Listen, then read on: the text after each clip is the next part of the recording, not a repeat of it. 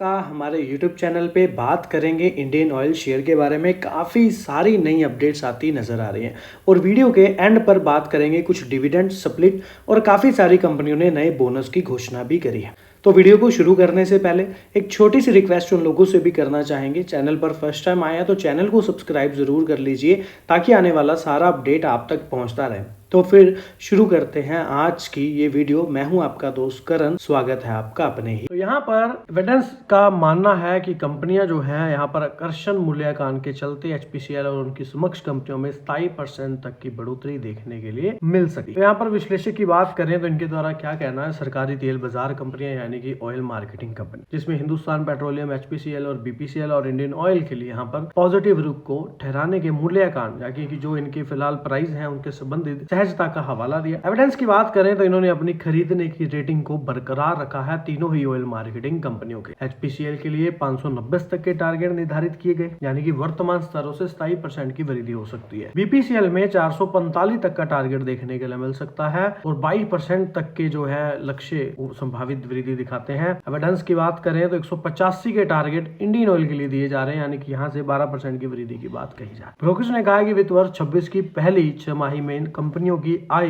असाधारण रूप से मजबूत रही और भविष्य का दृष्टिकोण भी मजबूत बना हुआ। एविडेंस के अनुसार डीजल क्रैक की कीमतों में अचानक आई तेजी पूर्ति में व्यवधान के कारण थी। जैसे कि डीजल क्रैक मैंने पहले भी आपके साथ स्पेशल वीडियोस में 2-3 बार अलग अलग टाइम पर फोकस किया या फिर इस पर डिटेल पे बात की हुई है कि डीजल क्रैक क्या होता है और व्यवधान के कारण थी और जो अब सामान्य हो चुकी है। एविडेंस का कहना है कि उसके मध्यम अवधि में $18 से $22 प्रति क्रैक के स्तर अधिक स्थिर दिख रहे हैं, जबकि इन कंपनियों के रिफाइनिंग और मार्केटिंग दोनों क्षेत्र के अच्छे संकेत है यानी कि कच्चे तेल की कीमतें स्थिर रहने से इन कंपनियों के मार्केट मार्जिन सामान्य से अधिक रह सकते हैं, जो कि मैं हर वीडियो में आपके साथ ये डिस्कस करता हूं कि कच्चे तेल के अगर दाम कम है तो पेट्रोल डीजल पीछे मार्जिन काफी बढ़िया मिलता है, लेकिन जिससे कीमतों में संभावित वृद्धि से बचाव हो सकेगा। एविडेंस का मानना है कि इन कंपनियों का अगर मूल्यांकन की बात करें, जो कि जैसे पी रेशो की बात करें तो इंडियन ऑयल का पी रेशो अच्छा बना हुआ है, 10 से नीचे है। BPCL HPCL के शेयर भी अपने ऐतिहासिक मल्टीपल से 15 से 20% की छूट पर कारोबार कर रहे हैं और इन तेल विपणन कंपनियों पर नजर रखने वाले अधिकांश विश्लेषकों ने इन्हें खरीदने की सिफारिश भी की है। ब्रेंट और क्रूड के प्राइस देखिए 60 तक देखने के लिए मिल रहे हैं। ब्रेंट $60 आता नजर आ रहा है, जो कि पहले 60 से 64 के बीच में दोनों देखने के लिए मिल रहे थे। फिलहाल ये 56 से 60 के बीच आते नजर आ रहे हैं। NLI की बात करूं तो रिसर्च इंस्टीट्यूट के सीनियर इकोनॉमिक्स योशी उन्होंने कहा है कि रूस और यूक्रेन के बीच शांति वार्ता उम्मीद सावधानी के बीच झूल रही है। वेनेजुएला और US के बीच तनाव बढ़ रहा है, जिससे सप्लाई में संभावित रुकावटों की चिंता बढ़ रही है। फिर भी मार्केट में साफ दिशा की कमी के कारण ओवर सप्लाई की चिंताएं बनी हुई हैं और जब तक जियोपॉलिटिकल रिस्क तेजी से नहीं बढ़ते, WTI अगले साल की शुरुआत में $55 से नीचे गिर सकता है, जो कि ऑयल मार्केटिंग कंपनियों के लिए अच्छा रहेगा। अच्छा कब रहेगा? अगर पेट्रोल डीजल के दाम यही रहते हैं यानी कि कम नहीं होते और कच्चे तेल के दाम अगर कम होते हैं और तो और इसमें अगर रशिया से रूस से ज्यादा तेल लिया जाएगा तो और ज्यादा यहाँ पर कंपनियों में आपको प्रॉफिट देखने के लिए ऑयल मार्केटिंग मिलता है। या फिर समझे तो निमेश ठक्कर जी हैं, रेकमेंड करते बाइंग की रेटिंग के साथ शॉर्ट टर्म टारगेट देते नजर आ रहे हैं। गुड मोमेंटम बताया जा रहा है, अभी वॉल्यूम भी बताई जा रही है और फ्रेश मोमेंटम की बात इनके द्वारा कही जा रही है। बाइंग की रेटिंग के साथ यहाँ पर ये टारगेट दे रहे हैं 173 का, स्टॉप लॉस 164 के द्वारा दिया जा रहा है इनके द्वारा।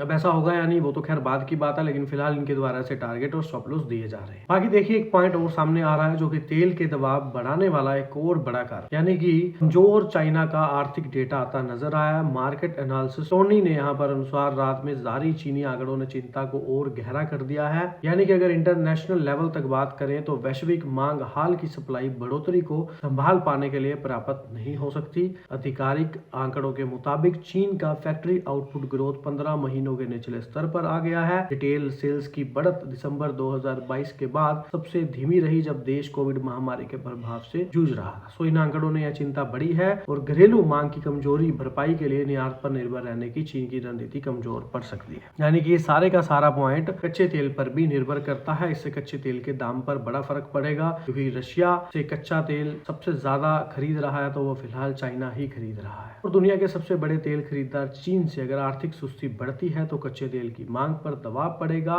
इसके अलावा इलेक्ट्रॉनिक वाहनों के बढ़ते इस्तेमाल से भी पेट्रोलियम खपत पहले से ही प्रभावित हो रही है और इन सभी कारणों से सप्लाई संबंधी चिंता को पीछे धकेल दिया। जो पिछले हफ्ते अमेरिका द्वारा वेनेजुएला के तट के पास एक तेल टैंकर जब्त किए जाने से पैदा हुई थी। सो ट्रेडर और एनालिसिस के अनुसार फ्लोटिंग स्टोरेज में बढ़ोतरी और संभावित प्रतिबंधों से पहले वेनेजुएला ने चीन की बड़ी खरीदारी के कारण इस कदम पर सीमित असर पड़ा। तो ये वो कुछ पॉइंट यहाँ पर सामने देखने के लिए मिल रहे हैं जिन पर हमें फोकस करना है।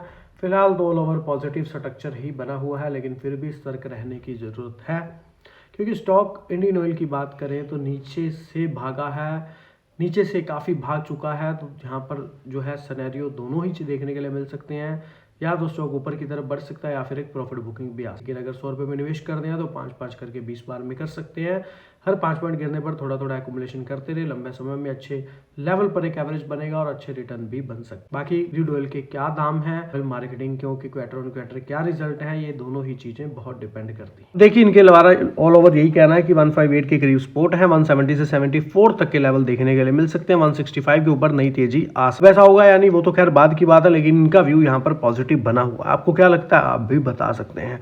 आईसीआईसीआई डायरेक्ट के अनुसार इंडियन ऑयल कॉर्पोरेशन ने एक और समीकरण चरण पूरा किया। हाल ही में इस रेंज की ऊपरी सीमा को तोड़ते हुए ऐतिहासिक पैटर्न को दोहराया, जिससे पहले भी मजबूत रुझान विस्तार को गति दी। ब्रोकरेज फर्म ने आगे कहा है कि ऑयल एंड गैस इंडेक्स के रीटेस्ट जोन से उछाल के साथ अपने ब्रेकआउट की वैधता की पुष्टि की है, जबकि आईओसी बढ़ते चैनल के भीतर लगातार हायर एंड हायर निम्न स्तर बना रहा है, हायर एंड लो। हमको उम्मीद है कि शेयर अपना अपट्रेंड फिर से शुरू करेगा और सर्वकालिक उच्च स्तर के करीब 190 रुपए की ओर बढ़ेगा। यहाँ पर लगभग 190 के टारगेट दिए जा रहे हैं। वैसे तो 3-4 महीने पहले भी मैंने आपके साथ शेयर किया था कि 82 के ऊपर 89 के बीच ये जो 5-7 पॉइंट है, यहाँ पर इंपॉर्टेंट रेजिस्टेंस काफी ज्यादा है और यहाँ तक पॉसिबिलिटी भी है स्टॉक यहाँ पर पहुंचता नजर आए। ऐसा मुझे लगता था, मैंने ऐसा आपके साथ शेयर किया था। वैसा होगा यानी वो तो खैर मार्केट ही डिसाइड करेगा, ऐसा मुझे लगता है। मेरा निजी विचार है, मैं गलत भी हो सकता हूं। लेकिन यहाँ पर पॉइंट को समझे तो फिलहाल इनके द्वारा 190 तक के टारगेट या 190 की स्तर के करीब यहाँ पर बताया जा रहा है। अब ऐसा होगा या नहीं वो तो खैर मार्केट ही डिसाइड करेगा। आपको क्या लगता है, आप भी बता सकते। तो यहाँ पर कंपनी ने डिविडेंड की घोषणा फाइनली कर ही दी। 5 रुपए का डिविडेंड यहाँ पर देखने के लिए मिलने वाला है। हर एक शेयर पर 5 रुपए का डिविडेंड कंपनी ने अनाउंस किया है। शेयर बाजार को कंपनी ने बताया है डिविडेंड पात्र शेयर होल्डर्स को 11 जनवरी 2026 को या उससे पहले ही पेमेंट जो है वो कर दिया जाएगा। यानी कि अभी पेमेंट का डेट जो है वो आप नोट कर सकते हैं, 11 जनवरी तक पेमेंट जो है वो अकाउंट्स में आती नजर आएगी। इसी के अलावा डिविडेंड के लिए जो रिकॉर्ड डेट है, यानी कि डिविडेंड की अमाउंट किन लोगों को मिलेगी, जिनके अकाउंट में 18 दिसंबर को ये शेयर डीमैट अकाउंट में ऐड होगा। उसी के अलावा अगर मेन पॉइंट को समझते हैं तो रिकॉर्ड डेट तक जिन शेयर धारकों के नाम शेयरों के लाभार्थी मालिकों के तौर पर registered of members of the company या फिर डिपॉजिटरी, जो कि हम कह ही रहे हैं रिकॉर्ड्स में होंगे, वे डिविडेंड पाने के हकदार होंगे। इसके अलावा देखिए इंडियन ऑयल ने वित्त वर्ष 25 के लिए शेयर होल्डर्स को पहले 3 रुपए का फाइनल डिविडेंड भी दिया था। शेयर की फेस वैल्यू अभी भी 10 रुपए है। कंपनी जुलाई 1996 में शेयर बाजार में लिस्ट। और तो और अक्टूबर महीने में भी इंडियन ऑयल के शेयर पर एक एमके ग्लोबल फाइनेंशियल सर्विस ने बैंक की रेटिंग के साथ 190 रुपए प्रति शेयर के टारगेट प्राइस दिया। मोतीलाल ओसवाल ने होल्ड रेटिंग के साथ 152 रुपए का टारगेट भी दिया। समझा जाए तो 29 लाख से ज्यादा के शेयर होल्डर, करीब 29.2 लाख से ज्यादा के शेयर होल्डर यहाँ पर निवेशकों को 400 करोड़ रुपए का लाभ मिलता नजर आएगा डिविडेंड के माध्यम। जैसे कि मैंने आपको पहले भी कहा कि सितंबर तक अगर हिसाब बनाते हैं तो इंडियन ऑयल कॉर्पोरेशन के 29.2 लाख शेयर धारकों थे, यानी कि वे शेयर धारक जिनकी अतिरिक्त शेयर पूंजी 2 लाख तक थी, जिनके पास कंपनी की 5.64% हिस्सेदारी थी। इन शेयर धारकों को कुल लगभग 400 करोड़ का भुगतान किया जाएगा। सरकार जिसकी इंडियन ऑयल में 51.5 हिस्सेदारी है, कुल 3636 करोड़ के भुगतान की हकदार होगी। इंडियन ऑयल की अपस्ट्रीम समक्ष कंपनियां ऑयल इंडिया, ओएनजीसी, जिनकी रिफाइनरी मेकमश 5.1, 14.2 हिस्सेदारी है, और इसी के अलावा बहुत सारी चीजें जो है यहाँ पर देखने के लिए मिल रही है। और तो और मेन पॉइंट समझे तो एक पॉइंट समझने के लिए है, पहले 5 मिनट के लिए बिल्कुल फोकस करेंगे, क्योंकि ये अपडेट काफी चीजें सुलझाएगी और काफी चीजें दिखाएगी, जिससे आपको काफी चीजें क्लियर भी हो। देखिए अमेरिका का टैरिफ फुस होता नजर आया, क्योंकि भारत ने 5 महीने में रूसी तेल खरीद का एक रिकॉर्ड बना। बेशक डोनाल्ड ट्रंप ने 25% का टैरिफ लगाकर भारत रूस के बीच तेल खरीद पर नहीं पड़ा असर कोई भी। कुछ महीनों में भारत ने रिकॉर्ड स्तर पर रूसी कच्चा तेल खरीदा। भारत का रूस से कच्चा तेल आयात नवंबर में 4% बढ़कर 5 महीनों में सबसे अधिक 2.6 अरब यूरो तक पहुंच गया। इससे तेल से रिफाइंड फ्यूल की बड़ी मात्रा ऑस्ट्रेलिया को भी निर्यात की गई। वैसे तो देखा जाए अगर यूरोपियन रिसर्च सेंटर CRE की बात करें तो उन्होंने एक रिपोर्ट में कहा है कि रूसी कच्चे तेल के मामले में भारत नवंबर में चीन के बाद दूसरा सबसे बड़ा खरीदार रहा। पहले अक्टूबर में भारत ने रूस से 2.5 अरब यूरो का कच्चा तेल खरीदा और नवंबर में रूस से कुल कच्चे तेल का निर्यात 47% चीन और 38% भारत का रहा, यानी कि 6% तुर्की और 6% यूरोपियन संघ के हिस्से आए। अब देखिए बेनिफिट क्या है। देखिए, अगर भारत कच्चा तेल, सरकारी भारतीय रिफाइनरियां अगर कच्चा तेल रूस से खरीद रही हैं तो ये एक बेनिफिट वाली ही बात है। इससे कंपनियों को काफ़ी आकर्षित रेट पर कच्चा तेल खरीदने के लिए मिलता है। अदर कंट्रियों से हिसाब लगाएं तो लगभग सस्ता ही पड़ता है, जो कि मैंने पहले आप लोगों के साथ काफ़ी डीप एनालिसिस किया ही हुआ है। वहीं पर centre for research on energy and clean air की बात करें तो भारत रूस से कच्चे तेल का आयात अक्टूबर की तुलना में 4% बढ़ता नजर आया और कुल आयात मात्रा लगभग स्थिर रही, यानी कि पिछले 5 महीनों की खरीद रही। और संस्था का अनुमान है कि दिसंबर में भी यह खरीद बढ़ सकती है। तो ये भी एक पॉजिटिव पॉइंट है कि अगर दिसंबर में भी यह खरीद बढ़ती नजर आती है तो, क्योंकि रूसी तेल पर अमेरिका प्रतिबंध लागू होने से पहले कुछ ऑयल टैंकर रवाना हुए। यानी कि अब देखिए इस चीज से तो एक चीज क्लियर होती है कि जो पहले से ही टैंक यहाँ पर जो प्रतिबंध के बाद, प्रतिबंध से पहले ही ऑयल टैंकर मंगवाए हुए हैं या फिर ऑर्डर किए हुए हैं तो वही आते नजर आएंगे। यानी कि कोई नया ऑर्डर यहाँ पर नहीं बताया जा रहा इस अपडेट के अकॉर्डिंग। फिर centre for research on energy and clean air की बात करें, इनकी रिपोर्ट के अनुसार एक चीज और है, यहाँ पर 22 अक्टूबर को रूस से बड़ी तेल कंपनियों रोजनेफ्ट, ल्यूकन ऑयल प्रतिबंध लगा दिए थे। यूक्रेन युद्ध के लिए रूस की धन आपूर्ति सीमित करने के इरादे से यह पाबंदी लगाई गई थी, लेकिन इन प्रतिबंधों के बाद रिलायंस, HPCL, मित्तल एनर्जी और Mangalore refinery and petrochemical limited ने रूसी तेल का आयात अस्थायी रूप से रोक दिया। लेकिन एक पॉइंट पॉजिटिव है, इंडियन ऑयल कॉर्पोरेशन और जैसी सार्वजनिक क्षेत्र की कंपनियां अब भी गैर प्रतिबंधित रूसी आपूर्तिकर्ताओं से खरीद जारी रखे। तो ये एक पॉजिटिव अपडेट हमें देखने के लिए मिल रही है। सीआरई ने कहा कि नवंबर में जहां निजी तेल कंपनियों के आयात में हल्की गिरावट आई, वहीं सरकारी तेल कंपनियों ने रूसी कच्चे तेल से खरीद 22% तक बढ़ा दी। यानी कि अगर सरकारी तेल कंपनियां रूस से कच्चा तेल खरीद रही हैं और कच्चे तेल के दाम कम है, पेट्रोल डीजल के दाम बढ़े ही हुए हैं या फिर कम नहीं हुए, तो इन तीनों ही पॉइंटों से यहाँ पर एक चीज क्लियर होती कि कहीं ना कहीं क्वार्टर 3 में कंपनी के प्रॉफिटेबल होने के चांसेस ज्यादा बढ़ते नजर आते हैं। दुनिया का वैसे तो तीसरा सबसे बड़ा तेल आयातक भारत 2022 में यूक्रेन युद्ध शुरू होने के बाद रूस से रियायती दरों पर तेल खरीदने वाला सबसे बड़ा ग्राहक बन गया। कभी 1% से भी कम रहा रूसी तेल आयात का हिस्सा बढ़कर भारत के कुल तेल आयात का लगभग 40% हो गया।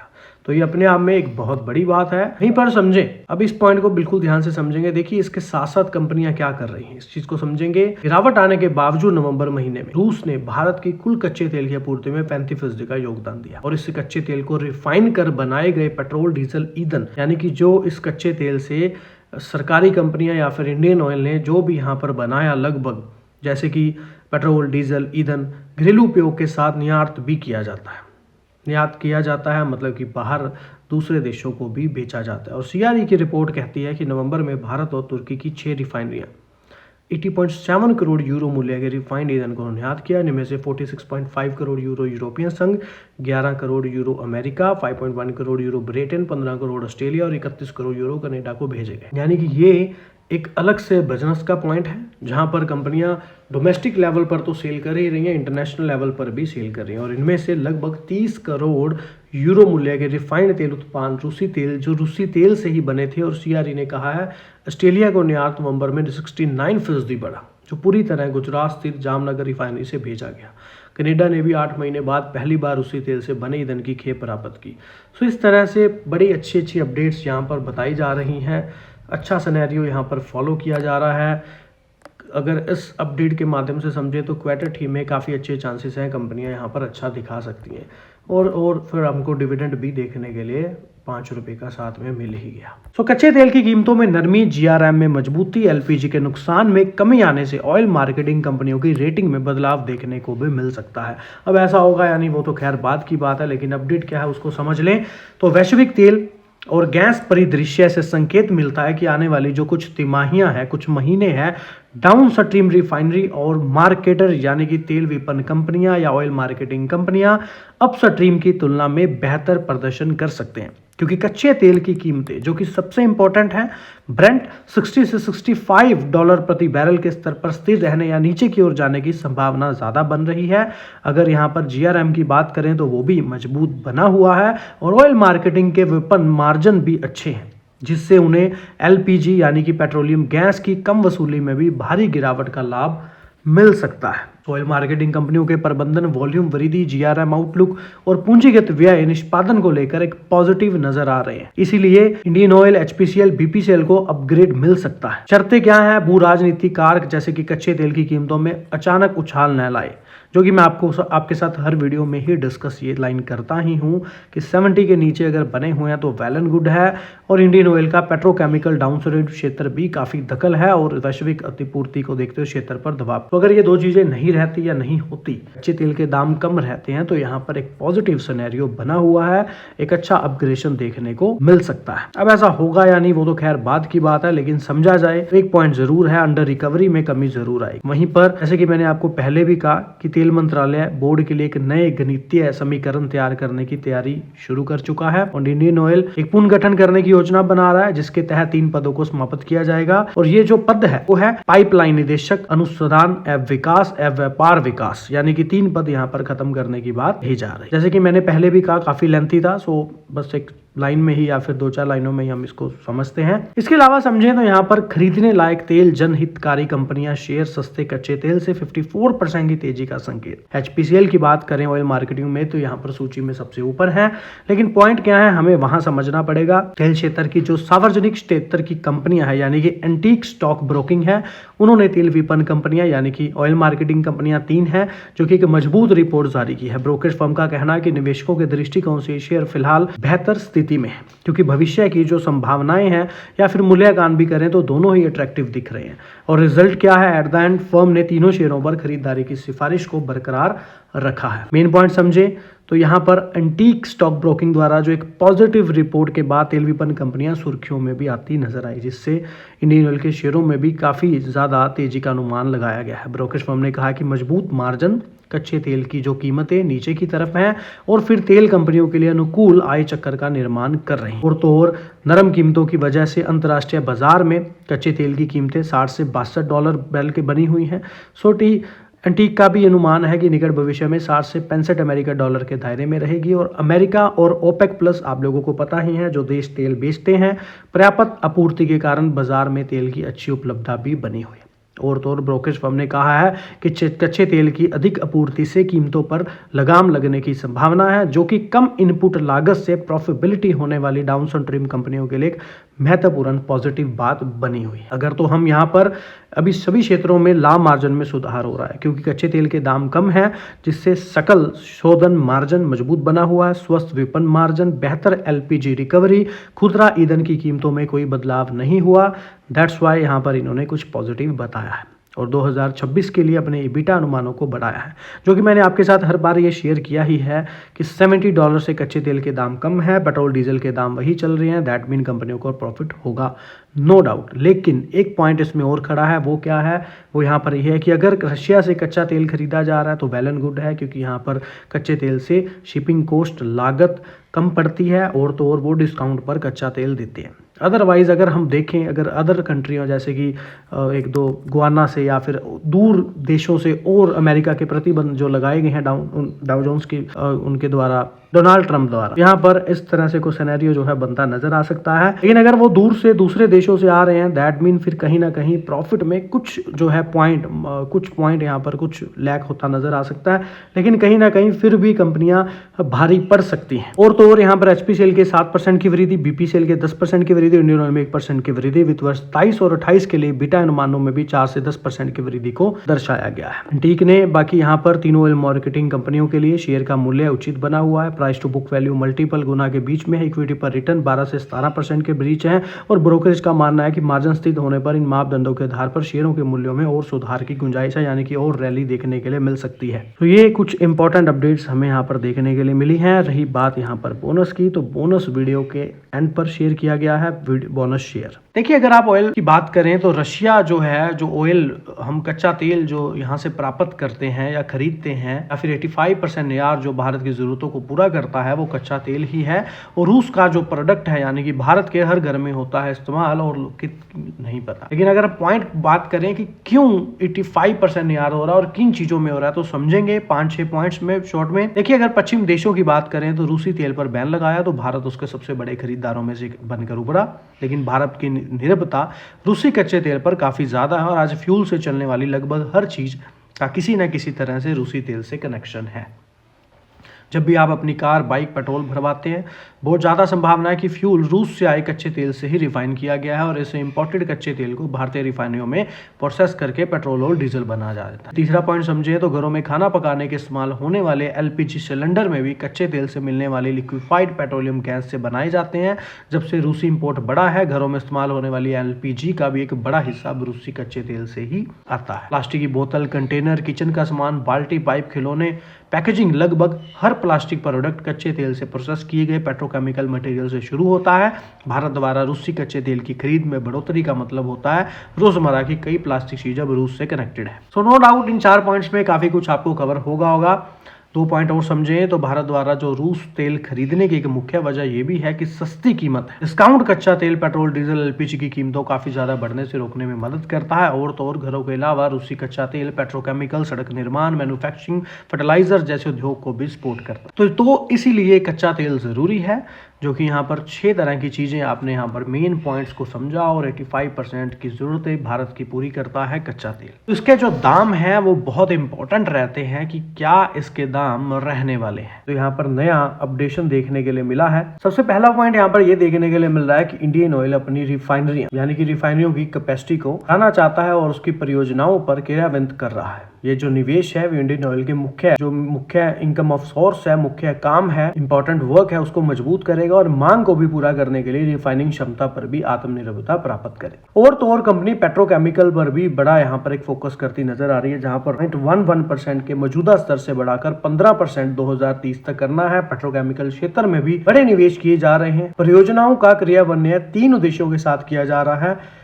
पीओएल धाराओं के साथ पेट्रोकेमिकल क्षेत्र में भारी मांग वृद्धि का लाभ उठाना और आय के रूप में भी आत्मनिर्भरता के अनुरूप को कम करना। इसके अलावा कंपनी पीटीए यानी कि शुद्ध टेराफेथिक एसिड और पीएक्स पैराजाइलाइन जो है पानीपत में भी पॉलीब्यूटाइडाइन रबर संयंत्र को ओडिशा में कपड़ा परियोजना आदि शामिल है। इसके अलावा समझे तो इंडियन ऑयल 61,077 करोड़ रुपए के निवेश से पारादीप में भी एक पेट्रोकेमिकल कॉम्प्लेक्स बनाने के लिए प्रतिबद्ध है। और पॉइंट समझे तो कंपनी अपनी पाइपलाइन बिजनेस को भी बड़ा करना चाहती है, जिसमें 2000 किलोमीटर से अधिक बढ़ाने के लिए काम कर रही है। नई मुद्रा पानीपत क्रूड ऑयल पाइपलाइन और अन्य पड़ोसी देशों के साथ इसी तरह के परियोजनाओं का मूल्यांकन भी कर रही है। और तो और कंपनी का आगे कुछ फोकस समझे तो कंपनी 6% से बढ़ाकर 15% करने के सरकार के दृष्टिकोण को साकार करने के लिए किसमें ऊर्जा मिश्रण में प्राकृतिक गैस की हिस्सेदारी को आगे बढ़ाती नजर आएगी। 49 भौगोलिक क्षेत्रीय शहरों में भी कंपनी अपना गैस वितरित नेटवर्क का विस्तार शामिल करेगी। और तो और कंपनी एनोर एलएनजी टर्मिनल क्षमता में भी विस्तार कर रही है, जिसकी बढ़ती मांग को पूरा करने के लिए 5 MMTPA से बढ़ाकर 10 MMTPA करने की योजना बना रहा है। यह विस्तार भारत के गैस आधारित अर्थव्यवस्था की ओर बढ़ने के व्यापक उद्देश्य के साथ पूरी तरह से सुरक्षित है। तो ये भी एक बड़ी अपडेट समझ आ रही है कि इंडियन ऑयल आने वाले समय में या फिर फिलहाल इंडियन ऑयल इन्हीं चीजों पर काम करता भी नजर आ रहा है। 2 पॉइंटों को और उठाएं तो सबसे पहला पॉइंट है ग्रीन हाइड्रोजन। ग्रीन हाइड्रोजन आप लोगों को पता है, ये अपनी रिफाइनरियों में ग्रे हाइड्रोजन की जगह ग्रीन हाइड्रोजन का इस्तेमाल करने की योजना बना रहे हैं, जिसकी शुरुआत पानीपत में 10 किलोटन प्रति वर्ष क्षमता वाली ग्रीन हाइड्रोजन परियोजना से होगी। इसी तरह नवीकरणीय ऊर्जा यानी कि रिन्यूएबल एनर्जी में भी कंपनी विस्तार कर रही है, जहां पर 2030 तक 31 गीगावाट रिन्यूएबल एनर्जी पोर्टफोलियो तक पहुंचने का लक्ष्य कंपनी ने रखा हुआ है, जिसमें जैविक और अजैविक यानी कि दोनों तरीके से हासिल करने की योजना बना रही है, जिसमें टेरा क्लीन लिमिटेड सौर, पवन, जल विद्युत, हरित हाइड्रोजन, जैव ऊर्जा पर भी केंद्रित था और एक हमारी नवीकरणीय ऊर्जा योजनाओं में महत्वपूर्ण भूमिका निभाएगी। तो इस तरह से कंपनी इतने सारे प्रोजेक्ट्स, इतनी सारी चीजों पर फोकस कर रही है और कंटिन्यूअसली बिजनेस पर फोकस किया जा रहा है। और तो और company battery swapping station, charging infrastructure पर भी बड़ा फोकस कर रही है, जिसमें 10,000 से ज्यादा के स्टेशन स्थापित हो चुके हैं। लास्ट इंडियन ऑयल के कुछ अध्यक्ष थे या किसी ने एक अपडेट दी थी श्रीवास्तव जी ने, तो उन्होंने यहाँ पर 13,000 से ज्यादा के बैटरी स्वैपिंग स्टेशन की बात करी थी। इस तरह से कंपनी अपने आने वाले बिजनेस पर बढ़िया फोकस करती नजर आ रही है। सो नो डाउट आने वाले समय में ये नहीं कहा जा सकता कि कंपनी इन्वेस्टमेंट से पीछे हट रही है या फिर कंपनी बड़े जो है बड़ा जो ये कोई प्रोजेक्ट नहीं है, ऐसा कुछ भी नहीं है आने वाला। व्यू साफ क्लियर हो रहा है, कंपनी इन सभी चीज़ों पर बड़ा फोकस करती नजर आ रही है। की बात करें तो महारत्ना कंपनी ने 1 लाख रुपए के बना दिए 47 लाख रुपए, 4 बार बांटे हैं बोनस। तो Maharatna company Indian oil corporation ने लंबी अवधि का नजरिया रखने वाले निवेशकों को मालामाल कर दिया। इंडियन ऑयल कॉर्पोरेशन ने पिछले 20 साल में शेयर धारकों को 56 रिटर्न दिया है। उन्होंने पिछले 20 साल में 1 लाख रुपए के निवेश को 47 लाख रुपए से ज्यादा का बना दिया। महारत्ना कंपनी ने यह कमाल बोनस शेयरों के दम पर दिखाया। पिछले 20 साल में इंडियन ऑयल कॉर्पोरेशन ने निवेशकों को 4 बार बोनस शेयर का तोहफा भी दिया। Maharatna company Indian oil corporation limited के शेयर 16 सितंबर 2005 को 36.25 रुपए पर थे, और अगर किसी व्यक्ति ने 16 सितंबर 2005 को इंडियन ऑयल कॉर्पोरेशन के शेयरों में 1 लाख रुपए लगाए होते तो उसी कंपनी के 2755 शेयर मिलते। यानी कि इंडियन ऑयल कॉर्पोरेशन ने पिछले 20 साल में अपने निवेशकों को 4 बार बोनस शेयर का तोहफा दिया, और अगर इन बोनस शेयरों को जोड़ लें तो कुल शेयरों की संख्या बढ़कर 33,060 पहुंच जाती है। और इंडियन ऑयल कॉर्पोरेशन के शेयर में 12 सितंबर यानी कि 2025 को बीएसए में 142.65 पर बंद हुए हैं। अगर उस हिसाब से 33,060 शेयरों को मौजूदा वैल्यू देखें तो 47 लाख से ज्यादा पहुंच जाती। पिछले 20 साल में अपने शेयर धारकों को 4 बार बोनस शेयर दिया। अक्टूबर 2009 में कंपनी ने निवेशकों को 1.1 के अनुपात में बोनस शेयर जारी किए। कंपनी ने हर शेयर पर 1 शेयर पर बोनस शेयर बांटा। फिर अक्टूबर 2016 और मार्च 2018 में भी कंपनी ने 1.1 रेशो में बोनस शेयर दिए। इंडियन ऑयल कॉर्पोरेशन ने जून 2022 में भी 1.2 के अनुपात में निवेशकों को बोनस शेयर दी, यानी कंपनी ने हर 2 शेयर पर 1 बोनस शेयर बांटा है। महारत्ना कंपनी इंडियन कॉर्पोरेशन ने अगस्त 2003 में भी 1.2 के रेशो में बोनस शेयर बांट चुकी है। हालांकि हमने अपने कैलकुलेशन में केवल 20 साल में दिए गए बोनस शेयरों को शामिल किया है। हमने अपने कैलकुलेशन में कंपनी की तरफ से दिए गए डिविडेंड को शामिल नहीं किया। अगर डिविडेंड की अमाउंट भी देखें तो वो एक अलग सिनेरियो जो है बनता नजर आएगा। अकेला बोनस ही कंपनी का 1 लाख रुपए का 20 साल में 47 लाख रुपए करने का दम दिखा चुका है। आगे का सिनेरियो समझे तो आगे के लिए देखिए बहुत सारी चीजें हैं। क्रूड ब्रांड के प्राइजेस, कंपनी के क्वार्टरली रिजल्ट, अब कंपनी देखिए ग्रीन एनर्जी, रिन्यूएबल एनर्जी पर भी फोकस बढ़ाती नजर आ रही है। निवेश आगे बढ़ता जा रहा है। कहीं ना कहीं साहनी जी काफी कोशिश कर रहे हैं, काफी प्रयास कर रहे हैं, जो कि पिछले 1 महीने में हमने उनकी सारी स्टेटमेंट लगभग आपके साथ शेयर करी ही हैं और आगे भी की ही हुई हैं। तो कंपनी ने बनाया अगले 5 साल का प्लान। क्रूड रिफाइनिंग बढ़ेगी, 1.66 लाख करोड़ का निवेश होगा। देश की सबसे बड़ी तेल रिफाइनरी और fuel retailer Indian oil corporation ने आने वाले 5 साल में अब तक की सबसे बड़ी विस्तार योजना का ऐलान किया। चेयरमैन अरविंदर सिंह साहनी को शेयर धारकों को बताया कि कंपनी ट्रेडिशनल ऑयल कॉर्पोरेशन को मजबूत करने के साथ साथ पेट्रोकेमिकल्स और नेचुरल गैस और रिन्यूएबल एनर्जी में भी तेजी से निवेश करेगी। इसके लिए इंडियन ऑयल 1.66 लाख करोड़ रुपए खर्च करेगी। कंपनी का कहना है कि वह अपने रिफाइनिंग बिजनेस को अपग्रेड करना चाहती है। कंपनी अपनी क्रूड ऑयल रिफाइनिंग क्षमता को भी 80.75 मिलियन टन प्रति वर्ष से बढ़ाकर 2028 तक 98.4 मिलियन टन कर देगी। पानीपत, गुजरात, बरौनी रिफाइनरी में भी एक्सपेंशन प्रोजेक्ट चल रहे हैं। पाइपलाइन नेटवर्क को भी 22,000 किलोमीटर तक बढ़ाया जाएगा, जिसके लिए 21 प्रोजेक्ट पर काम हो रहा है। और नेपाल समेत कंपनी ने कहा है कि नए स्टोरेज फैसिलिटी बनाए जा रहे हैं, जिससे क्रॉस बॉर्डर एनर्जी भी सप्लाई मजबूत होगी। तो इस एक स्टेटमेंट में काफ़ी सारी चीज़ें हमने पढ़ी और सुनी समझी। दूसरा पॉइंट समझे तो आईओसी पेट्रोकेमिकल प्रोडक्शन को भी 4.3 मिलियन टन से बढ़ाकर 2030 तक 13 मिलियन टन से ज़्यादा करने का लक्ष्य रखती है। खास फोकस स्पेशलिस्ट जो केमिकल्स हैं उन पर होगा। भारत में भारी आयात निर्भरता है और कंपनी के 40,000 से तो ज़्यादा भारत में पेट्रोल पंप हैं, वो अब मल्टी एनर्जी हब में भी बदलेंगे, जहां EV charging, battery swapping, CNG, LNG dispensing और अन्य सेवाएं मिलेंगी। और आईओसी ने क्लीन एनर्जी प्रोजेक्ट्स यानी कि रिन्यूएबल एनर्जी प्रोजेक्ट्स के लिए या फिर ग्रीन हाइड्रोजन पर भी कंपनी का बड़ा फोकस है। 2.5 लाख करोड़ रुपए का बजट तय किया है। लक्ष्य है कि 2040 तक तो नेट जीरो ऑपरेशन एमिशन हासिल किया। एक अच्छी स्टेटमेंट साहनी जी द्वारा इन फ्यूचर ऐसी स्थितियों में दी गई है, जो कि एक बढ़िया बात है। लेकिन जैसे कि मैंने आपको इंडियन ऑयल पर लास्ट वीडियो में डिस्कस किया ही था स्टार्टिंग और तो और नो डाउट कंपनी का डिविडेंड यील्ड आपको पता ही है। 2023 की बात कर लें तो 8 रुपये डिविडेंड दिया है कंपनी ने 10 नवंबर और 28 जुलाई को। 7 रुपये का डिविडेंड 2024 को भी 12 जुलाई को मिला और फिलहाल एक फाइनल डिविडेंड जो है 8 अगस्त। नो डाउट कंपनी की बोनस हिस्ट्री भी अच्छी रही है। 2003 से कंपनी ने बोनस देने शुरू किए हैं 1.2, 1.1, 1.1 के अनुसार। 2022 में भी कंपनी ने 1.2 रेशो का बोनस दिया। वहां से कंपनी धीरे धीरे 257 इलेक्ट्रिक वाहन स्टेशन तक पहुंच चुकी है, तो ये काफ़ी अच्छी बात है।